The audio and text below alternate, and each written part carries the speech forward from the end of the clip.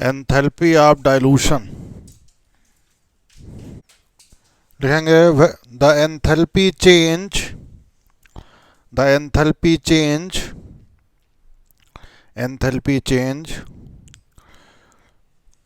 when additional solvent is added. The enthalpy change when additional solvent is added. Additional solvent is added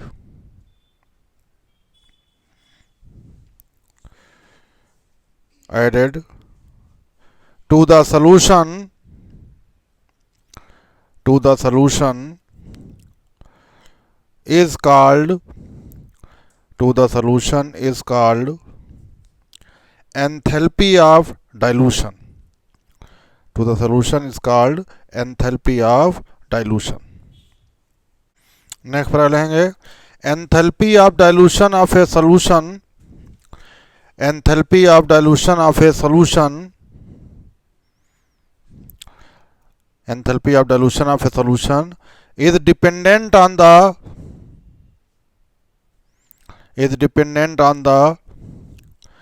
original concentration of the solution. Is dependent on the original concentration of the solution. Original concentration of the solution and the amount of solvent added.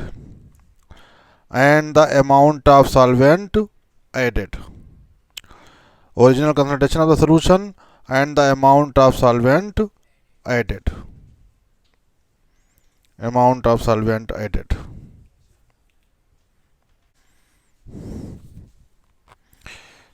तो example यहाँ पर लेंगे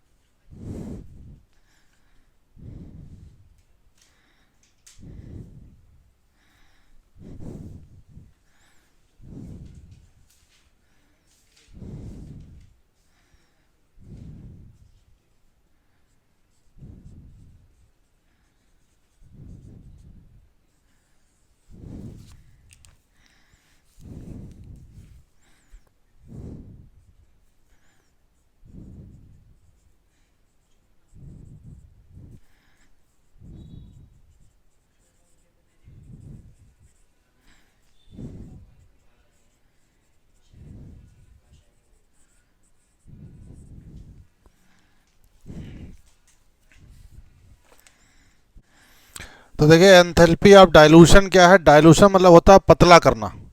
जैसे solution तो बन गया, अब enthalpy of solution होती है, हमने पढ़ाई थी आपको। अब उसे और पतला करना तो उसमें पानी और एक्वस मतलब पानी वाटर एक्वस और घोला जाएगा। जैसे यहाँ 25 ग्राम पहले था, ये बना सोल्यूशन। अब उसमें 40 मतलब 15 ग्राम और पानी मिला दिया एक्स्ट्रा। तो एक्स्ट्रा जो पानी ऐड करने पर, एक्स्ट्रा पानी ऐड करने पर जो एंथैल्पी में, पानी कहें या सॉल्वेंट ऐड करने पर जो एंथैल्पी में चेंज आता है उसे कहते हैं एंथैल्पी ऑफ डाइल्यूशन। डाइल्यूशन कहें, डाइल्यूशन मतलब होता है पतला करना सोल्यूशन को।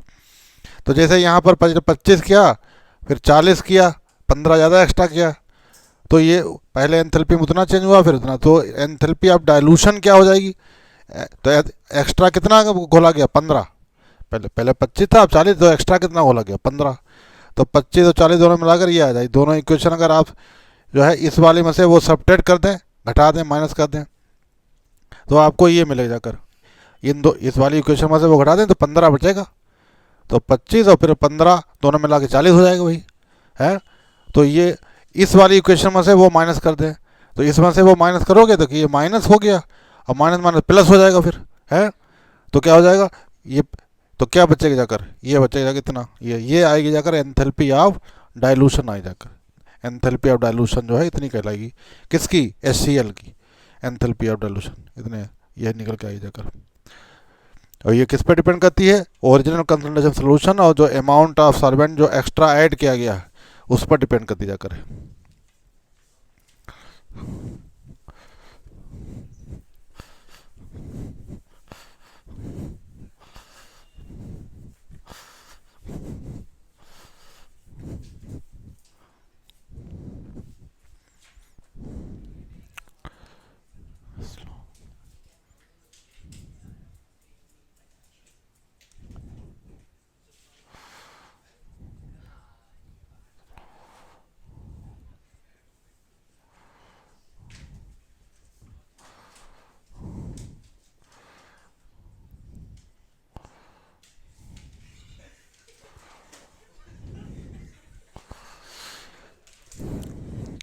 अभी जानेंगे Hess law of constant heat summation. Hess law of constant heat summation. तो Hess law of constant heat summation क्या है, देखिए ये लॉ कहता है कि कोई भी स्टेप, सॉरी कोई रिएक्शन जो है चाहे एक स्टेप में करा दो या एक से ज़्यादा स्टेप में, जैसे सी में फिर डी में फिर ये एक डायरेक्ट एक को बी में बदल दो, या फिर 2-3 स्टेप हो गए, पहले सी में बदलो फिर डी में बदलो फिर बी में बदलो हैं। तो चाहे कोई भी रिएक्शन हो, चाहे एक स्टेप में कराओ या एक से ज़्यादा स्टेप में कराओ, रिएक्शन की जो एंथैल्पी है वो हमेशा कांस्टेंट रहेगी, वो उतनी रही। यानी जितना एंथैल्पी में चेंज यहाँ आएगा एक पहले एक स्टेप में कराने में, उतना टोटल मिलाकर उतना ही वही वो भी होगा जाकर। अगर यहाँ मान लीजिए 20 आ रही है तो यहाँ भी टोटल मिलाकर 20 ही होगी जाकर। अलग अलग मान लीजिए इसमें 5 हो रही, इसमें 5, इसमें 10 हो रही, टोटल मिलाकर 20 ही होगी जाकर, कहने मतलब ये होगा। तो लिखेंगे this law states that this law states that this law states that the total enthalpy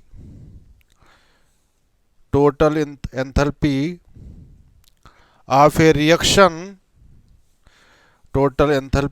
reaction always remains constant, of a reaction always remains constant whether reaction is completed in one step, or more than one step, reaction is completed in one step or more than one step।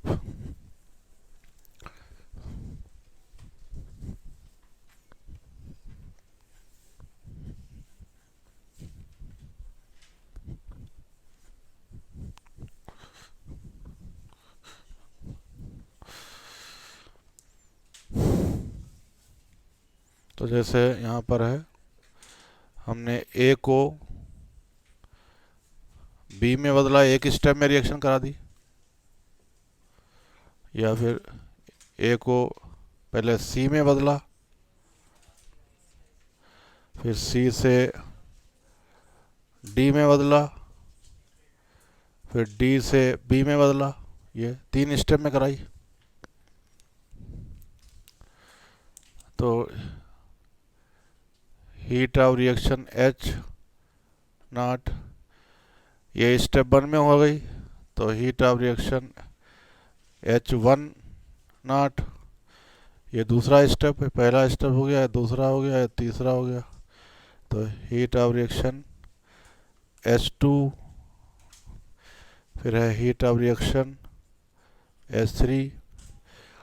तो ये law ये कहता है कि चाहे एक step में कराओ, चाहे एक से ज़्यादा स्टेप में कराओ, टोटल जो एंथैल्पी चेंज है वो हमेशा कांस्टेंट रहेगा। यानी हीट ऑफ रिएक्शन जो है एक स्टेप वाली जो होगी इक्वल टू हो जाएगा heat of reaction H1 plus heat of reaction H2 plus heat of reaction H3। ये हमेशा उतना ही रहेगा। यानी हीट में जो टोटल चेंज है एंथैल्पी में, टोटल हीट जो रिएक्शन की है वो कांस्टेंट रहेगी। तो चाहे रिएक्शन ये कहता है चाहे रिएक्शन एक स्टेप में कराओ या एक से ज़्यादा स्टेप में कराओ, एक स्टेप में जितना चेंज आएगा वही बाकी स्टेप में मिलाकर भी उतना ही चेंज आएगा। इसमें लिख लेंगे हेस लॉ, लिखें 10 Hess law is based on 10 Hess law is based on law of conservation of energy. Hess law is based on law of conservation of energy, is based on law of conservation of energy. So this law is equivalent to,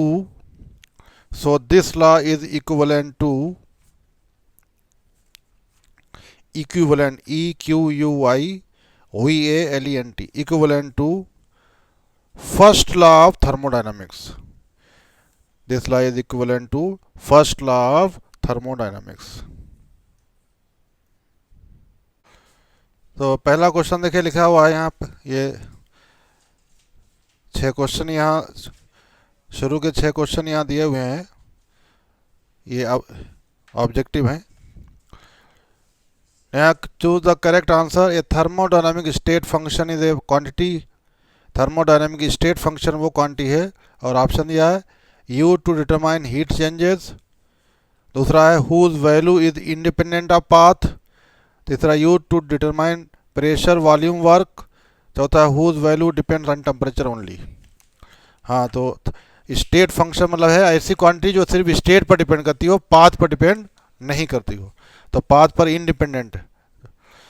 फिर दूसरा देखिए है for a process to occur under adiabatic condition. Adiabatic condition में किसी process के होने लिए the correct condition is delta T equal to 0, delta P equal to 0, Q equal to 0, W equal to 0। Q equal to 0 क्योंकि adiabatic में बताया था ना तो हीट एब्जॉर्ब होती ना इमिट होती, इवॉल्व होती, ना ली जाती ना दी जाती, तो Q 0 रहेगा। फिर अगला है the enthalpies of all elements in their standard states are. सभी एलिमेंट की स्टैंडर्ड स्टेट में एंथैल्पी क्या होती है? Unity, 0, less than 0, different for each element. तो ये तो हमने लिखाया था, नोट लिखाया था आपको 0। फिर अगला है delta U of combustion of methane is -6 kilojoule per mole. The value of delta H naught is, हाँ,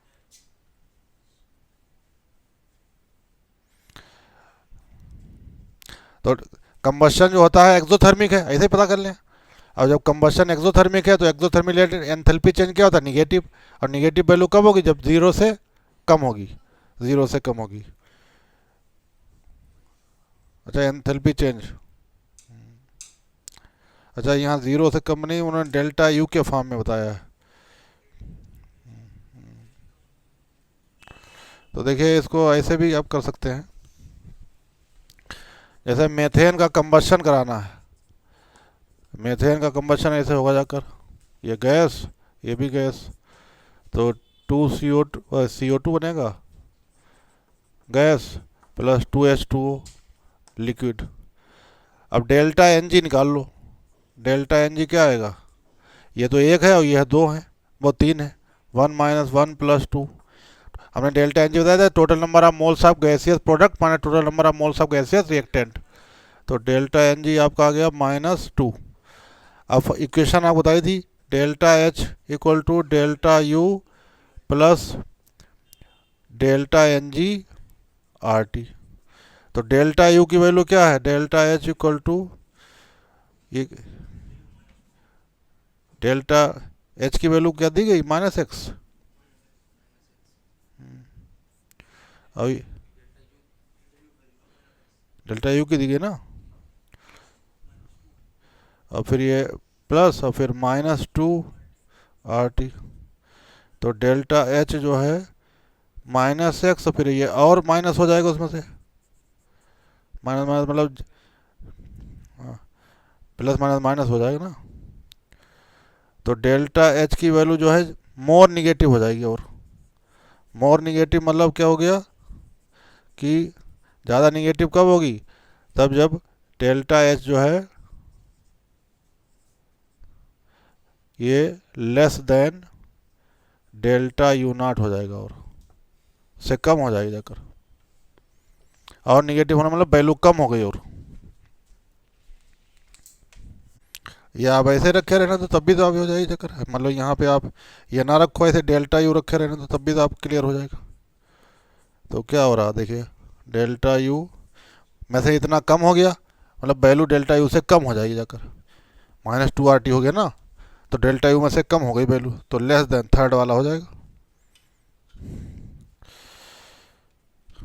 अब देखिए ये अगला क्वेश्चन, अगला थोड़ा समझ लीजिए, इस टाइप क्वेश्चन आ जाता है अक्सर थोड़ा।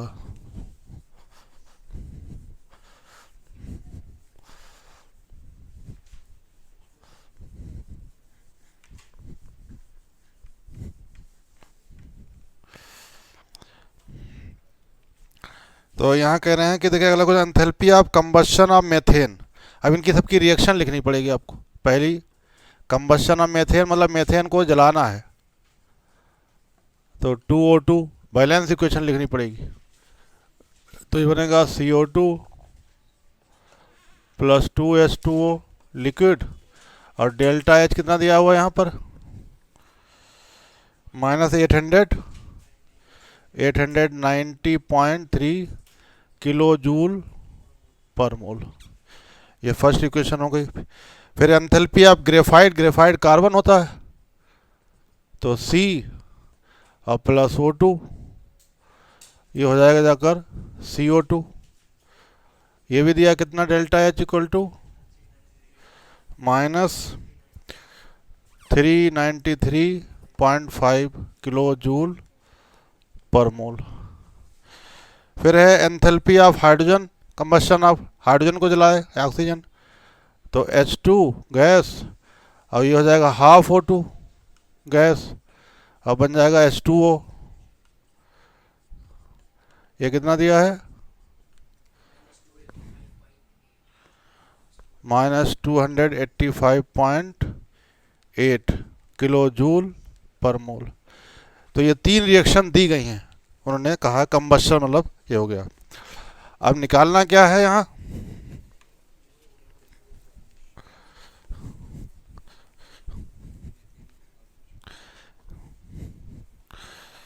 निकालना है enthalpy of formation of methane. आपको हमने एंथैल्पी ऑफ फॉर्मेशन लिखवाई थी, डेफिनेशन क्या लिखाई थी, the enthalpy change in the formation of 1 mole of A compound from its constituent element या कंपोनेंट एलिमेंट। अब मेथेन किससे मिलकर बनती है, कार्बन और हाइड्रोजन, यानी ये तीनों रिएक्शन और आखिर में जैसे 2H2 ये बन जाएगा मेथेन।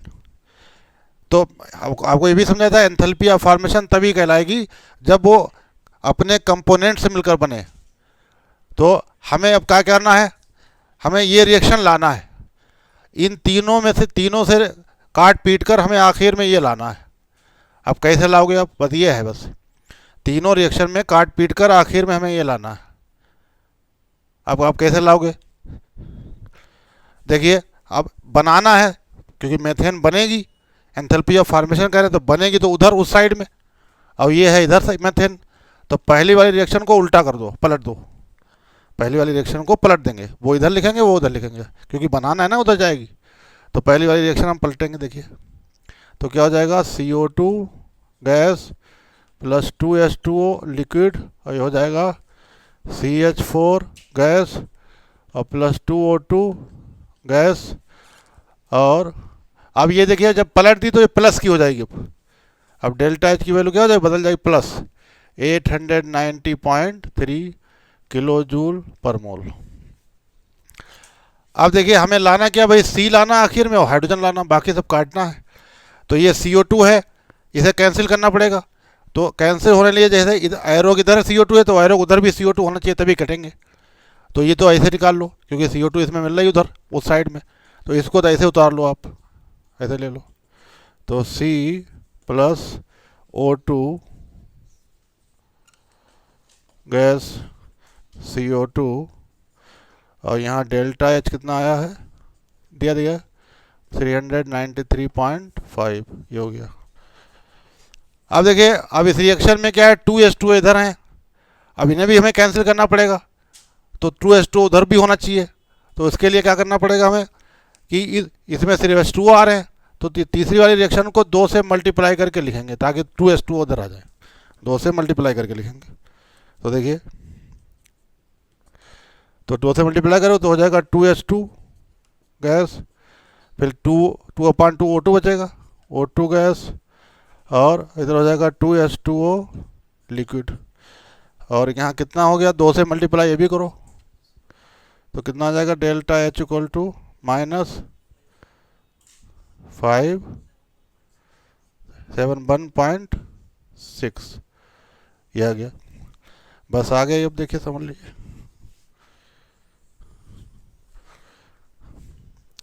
अब देखिए सब कैंसिल हो जाएगा, देखिए CO2 इधर है, एक CO2 इधर है, CO2 उधर भी है, कैंसिल। 2H2 इधर है, 2H2 उधर भी है, कैंसिल। अब O2 2O2 हो गया, इधर मिला के दोनों मिलाकर ऑक्सीजन कितना हो गया, 2O2, और 2O2 उधर भी है, तो ऑक्सीजन भी कैंसिल हो गया। बचा क्या, कार्बन बचा जो हमें लाना था, और H2O बचा, और क्या इधर बचाएगा, मीथेन।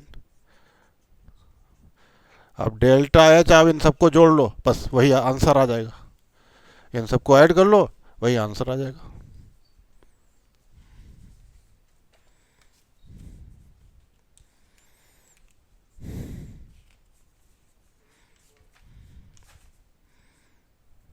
माइनस में प्लस, हाँ तो आंसर इसमें जो दिया है, शायद दिया है 74 पॉइंट तो दिया है शायद। जब फार्मेशन की जब बात हो तो समझ लो फार्मेशन करेंगे 1 मोल का, उसके एलिमेंट से करेंगे, जैसे कार्बन और हाइड्रोजन मिलकर, बाकी सब कैंसिल करना हमें, कैसे लाना है बस वो आपको करना है बस। अब फार्मेशन जब करना है तो दाई बाबू उस साइड में बनेगी, राइट हैंड साइड में बनेगी। तो पहली रिएक्शन दी है लेफ्ट हैंड मेथेन बनाना है, और हमें मेथेन बनाने के लिए तो उधर जाना पड़ेगा मेथेन को, इसलिए पहली वाली रिएक्शन को हम पलट देंगे। जब पलटेंगे तो जो हीट एंथैल्पी चेंज है उसका साइन बदल जाएगा, माइनस का प्लस हो जाएगा।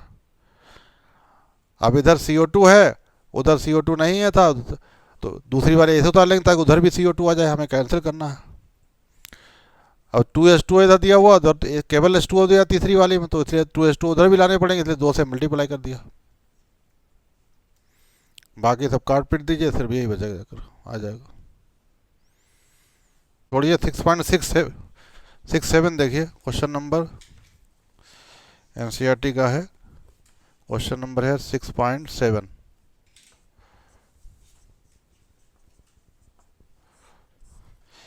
कह रहे हैं 701 जूल एब्जॉर्ब हीट एब्जॉर्ब की गई, तो हीट एब्जॉर्ब कर सिस्टम हीट ले रहा है, इसलिए ये पॉजिटिव आई इतने जूल। और कह रहे हैं work done by the system, तो W क्या हो जाए, माइनस प्लस -394 जूल। और डेल्टा U पूछा गया, चेंज इन इंटरनल एनर्जी क्या हो जाएगी, तो आपको फार्मूला बताया था, delta U equal to first law of thermodynamics Q plus W। तो delta U equal to Q है 701 और ये माइनस हो जाएगा 394। तो डेल्टा यू इक्वल टू आ जाएगा आपका, सॉल्व कर लीजिए।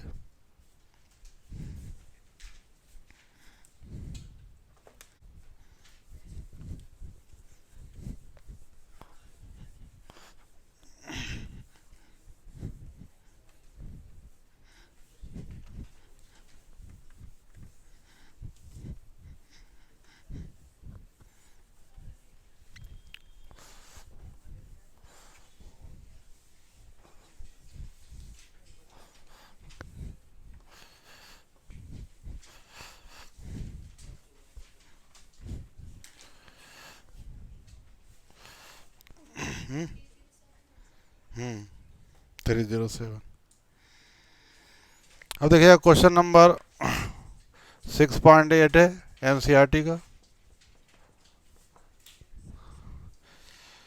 यहाँ पे रिएक्शन दी गई है NH4CN, सॉलिड है नहीं गैस,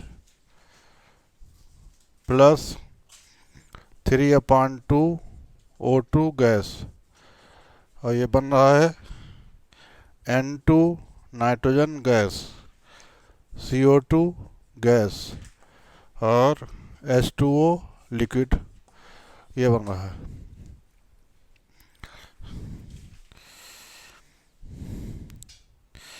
यहाँ इंटरनल में चेंज दिया गया, डेल्टा यू दिया गया है -742.7 किलो जूल पर मोल।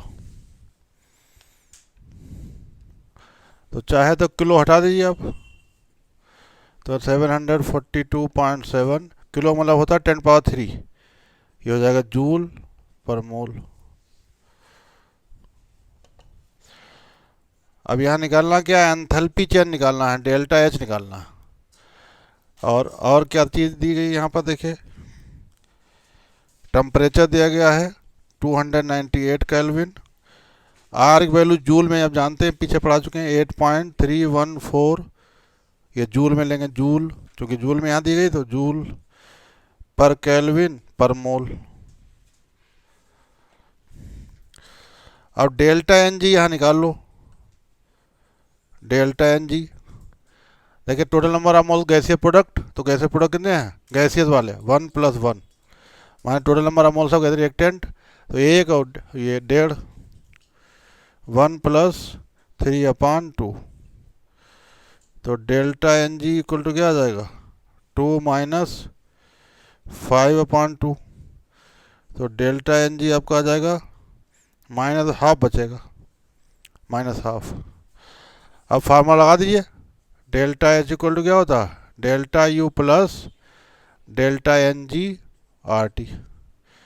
तो डेल्टा यू की वैल्यू दे दी गई -742.7 इंटू 10⁻3 और ये प्लस और ये -½ आ गया, आर वैल्यू 8.314 और टी की वैल्यू 298। अब इसे सॉल्व करिए, तो -742.7 इंटू 10⁻3, अब ये माइनस का हो जाएगा ½ इंटू 8.314 इंटू 298, इधर वाले को मल्टीप्लाई करिए, देखें कितना आ रहा,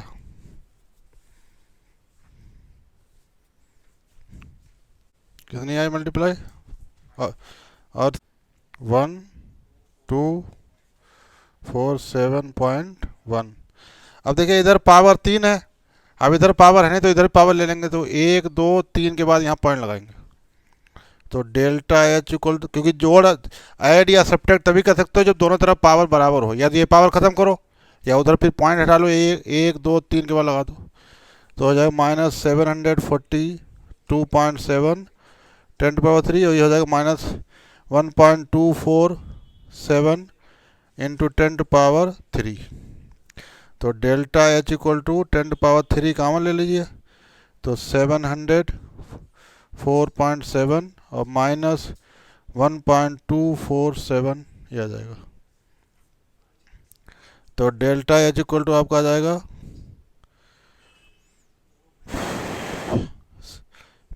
माइनस क्या है दोनों, तो 743 पॉइंट, फिर क्या आएगा 947, ये अब इंटू 10⁻3, ये जूल पर मोल में आ गया।